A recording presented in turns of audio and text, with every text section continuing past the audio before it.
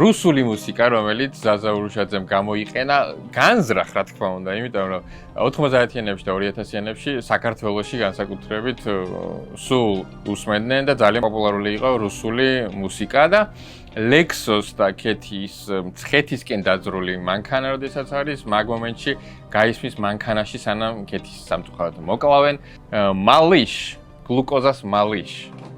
და დროა ეს ყველაფერი ვიხილოთ.